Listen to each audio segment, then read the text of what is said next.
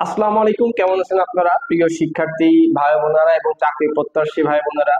আজকে আমরা যে ম্যাথটা করব এটা যারা স্কুলে পড়েন তাদের জন্য খুবই গুরুত্বপূর্ণ এবং যারা চাকরির পরীক্ষার্থী তাদের জন্য তো অবশ্যই গুরুত্বপূর্ণ। তো এইটা বেসিক্যালি আমাদের 13তম শিক্ষক নিবন্ধন স্কুল পর্যায়ে এই যে এমসিকিউটা আসছিল প্রিলিমিনারিতে। তো এইটা কিন্তু খুবই গুরুত্বপূর্ণ, এই জন্য আমি এটা জাস্ট আলাদা একটা ছোট্ট ক্লাস করাচ্ছি। এটা আমি যখন 13তম শিক্ষক নিবন্ধনের আমি যে ম্যাথ সলভ ক্লাস করিয়েছি সেখানেও আছে। তো জাস্ট আমার মনে হলো এটা যদি আমি আলাদা ক্লাস করাই আপনাদের বেসিক কিছুটা স্ট্রং হবে। আর যারা ক্লাস 8-এ বা 7-এ আসো তোমরা এটা কি করতে পারো, বুঝে নিতে পারো, তোমাদের এমসিকিউ আসলে তোমরা এটা খুব ইজিলি অ্যান্সার করতে পারবা। আচ্ছা, আমরা তাহলে দেখি একটা জিনিস।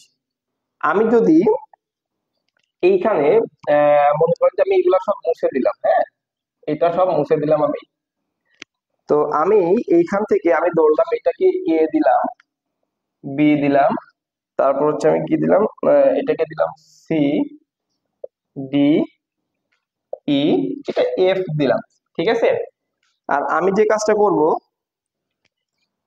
1 2 3 4 5 6 7 8, দেখেন আমি জাস্ট হচ্ছে কর্ণগুলাকে আমি আইডেন্টিফাই করলাম।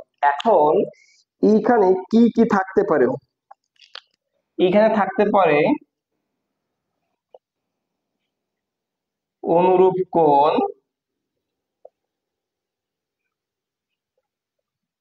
একান্তর কোণ,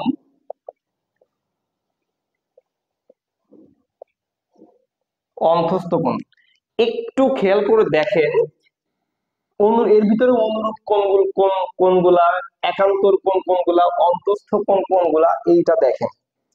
অনুরূপ কোণ মানে হচ্ছে একই পাশের কোণ। একই পাশের কোণ কেমন দেখেন, আমি যদি একটু বলি, দেখেন আমি এটা যদি আমি এই 1 5 দেখেন, এটা একই পাশের কোণ না? এটা এটা কি একই পাশের কোণ? তাহলে 1 5 এটা কি একটা অনুরূপ কোণ? 2 6 এটা কি অনুরূপ কোণ? খুব ভালোভাবে খেয়াল করেন। তারপর হচ্ছে কি 4 8 এটা একটা কি অনুরূপ কোণ। 3 7 এটা কি অনুরূপ কোণ। এগুলো হচ্ছে অনুরূপ কোণ, মানে একই কোণ। তারপরে আছে কি একান্তর কোণ। একান্তর কোণ কোনগুলা দেখেন, আমি যদি এই চার্টটাকে আমি যদি এইরকম মনে করি, এই এই এই যদি এরকম করে আমি জেড এর আকার করি, তাহলে যে বিষয়টা দাঁড়াবে এইটা আর এইটা, এটা হচ্ছে কি আমাদের একান্তর কোণ। তার মানে 4 আর 6, 4 6 এই একটা একান্তর কোণ। ঠিক আছে। আবার আমি যদি আর যেটা আছে সেটা হচ্ছে দেখেন, এইটাকে আমি এইভাবে এইভাবে এইভাবে দিলাম।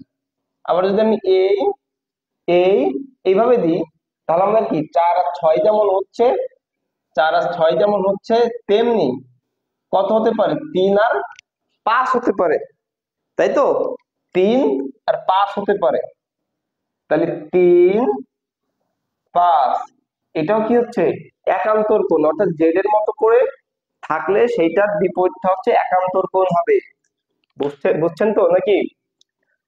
আচ্ছা, তারপরে আমরা অন্তস্থ কোণ আসি। অন্তস্থ কোণ মানে কি? সেটা হচ্ছে কত ভিতরের কোণগুলা, ভিতরের কোণগুলা দেখেন। অন্তস্থ কোণ হচ্ছে এই যে অন্তস্থ মানে ভিতরের 4 কত 4 5, 4 5। তারপরে কোনটা আছে? 3 6, 3 6, এটা হচ্ছে আমাদের অন্তস্থ কোণ। আচ্ছা, আমি আর একটা জিনিস যদি বলি, চিত্র যদি আমি এভাবে আঁকি, দেখেন তাহলে এই কোণটা আর এই কোণটা কি বলেন তো? এইটা যদি এক্স হয়, এটা যদি ওয়াই হয়, এটাকে কি বলা হয়? বিপ্রতীপ কোণ। বিপ্রতীপ কোণ অর্থাৎ এক্স ওয়াই দুইটাই সমান হবে, অর্থাৎ এই এইটা যদি 50 ডিগ্রি হয়, এটাও 50 ডিগ্রি হবে, অর্থাৎ দুইটাই কি হবে, ইকুয়াল হবে, বিপ্রতীপ কোণ। আচ্ছা, তাহলে আমরা বুঝতে পারছি তো বেসিক বিষয়টা। তাহলে এটা একটু নোট করে রাখেন, এরপর আমরা যে ম্যাথটা করব সেই ম্যাথ করতে গেলে আমাদের এইটা লাগবে। আচ্ছা, তাহলে আমি এই যে এই প্রশ্নের চিত্রটা আমি একটু আঁকি, এখানে দেখেন, এখানে আমি আঁকি এই এই এই তাই না, যেহেতু আমি এটা মুছে দিয়েছি, তাহলে আমাদের প্রশ্নে কি আছে, এটা ওয়াই আছে, এটা এক্স আছে, এটা 60 ডিগ্রি আছে। তো একটু দেখেন, আমাদের এই প্রশ্ন বলছে চিত্রে ওয়াই এর মান নিচের কোনটি, ওয়াই এর মান নিচের কোনটি। এখন একটা জিনিস দেখেন, এই কোণটা আর এই কোণটা কি সমান না? এই যে যেটা আমি এরকম করে বললাম, এই কোণটা আর এই কোণটা সমান, অর্থাৎ এটা হচ্ছে কি একান্তর কোণ, একান্তর কোণ, রাইট।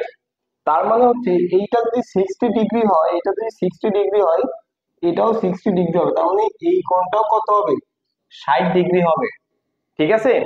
আচ্ছা, এখন আরেকটা জিনিস আমি যদি বলি, এই যে এই বরাবর যখন যদি আমি এইটা আর হচ্ছে এটাকে কম্পেয়ার করি, দেখেন এই এই এরকম হচ্ছে না, চিত্রটা এরকম হচ্ছে, তাহলে এই কোণটা আর এই কোণটা কি হবে, এক্স, এইটা যদি কত হয়, এইটা যা হবে, এই দুইটা সেম হবে, কেন, বিপ্রতীপ কোণ, এটা কি